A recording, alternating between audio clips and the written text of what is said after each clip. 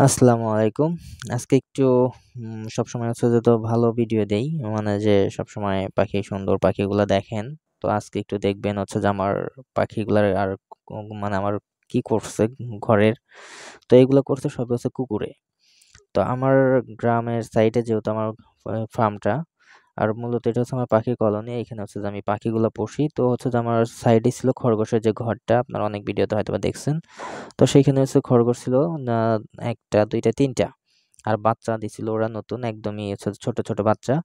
তো পরবর্তীতে আমি হচ্ছে যে সারাদিন কাজ করতেছিলাম বাহিরে, মানে খামারের বাহিরে। সেজন্য আমি কখন ভিতরে খুব একটা আসতে পারিনি। তো দুপুরের পরে হঠাৎ করে আমার তিতির মুরগি খুবই চিল্লাপাল্লা করে। পরে গিয়ে দেখি কি হইছে যে আমার খরগোশের ঘর থেকে খরগোশ মেরে ফেলছে।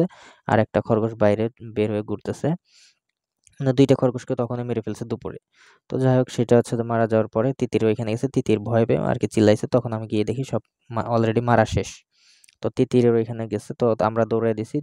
দিয়ে গেট-টেট ভালো করে আবার লাগায় দিয়ে রাখছি। দিয়ে আমি সন্ধ্যার দিকে ওইটা যখন ওই খরগোশগুলো মারা যায় তখন আমি খুবই খারাপ ছিল মন। যার কারণে ভিডিও করা হয়নি। তো পরবর্তীতে আমি হচ্ছে যে ঘুমিয়ে মানে রুমে এসে পড়ি।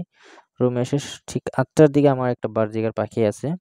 যেইটা হচ্ছে যে আমি টেম করার জন্য রেখে দিছিলাম। তো ও দেখি খুবই চিল্লাপাল্লা করতেছে। পরে গিয়ে দিয়ে আমার কলোনির ভিতরে ২ টা কুকুর ঢুকছে আর বাইরে ২ টা কুকুর।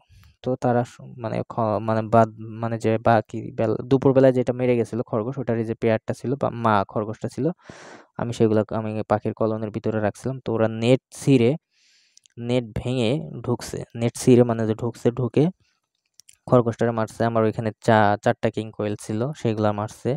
আর হচ্ছে যে এই হয়েছে যে খরগোশের ছোট, ছোট বাচ্চাগুলা এগুলা রেখে ওর বাবা-মা মারা গেছে আজকে দুপুরে। বাবা মারা গেছে। পরবর্তীতে ওর মাকেও মেরে ফেলছে কুকুরে। তো আসলে আমি জানি না আমার সাথে কেন এরকমটা ঘটলো। যাই হোক আল্লাহ যা করে ভালোর জন্যই করে। তো আমি হচ্ছে যে হয়তোবা ট্রাই করবো এই ছোট খরগোশগুলাকে আমি বাঁচাতে পারি কিনা। যেহেতু ওরা হচ্ছে ৭ টা বাচ্চা ছিল। ৭ টা ঠিক হচ্ছে যে ৫ টা বেঁচে ছিল। আর ২ টাকে আগেই কুকুরও মেরে ফেলছিল ওর বাবা-মার সাথে। তো আমার দিক থেকে আমি সর্বোচ্চ চেষ্টা করব যাতে যেন ওদেরকে হ্যান্ড ফিট করে আমি বাঁচাতে পারি। তো যদি না পারি সেক্ষেত্রে সরি। আসলে কিছু করার নেই। ওদের কাছে আমার সরি বলা ব্যতীত। তো যাই হোক অনেক পিচ্চি, পিচ্চি বাচ্চা যাদের চোখই ফুটে নাই। ওরা মাত্র ৪ দিন না ৫ দিন বয়স বা ৭ দিন এরকম বয়স হবে। তো এর মধ্যে হচ্ছে যে এই কাহিনী।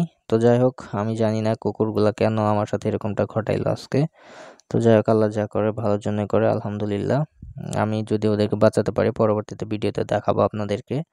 আর হচ্ছে যে আমার দুপুরে হচ্ছে যে সচেতন হওয়া উচিত ছিল। বাট আমি বুঝতে পারি নাই যে ওরা খরগোশটাকে আবার মারার জন্য ওরা আমার খামারে আসবে।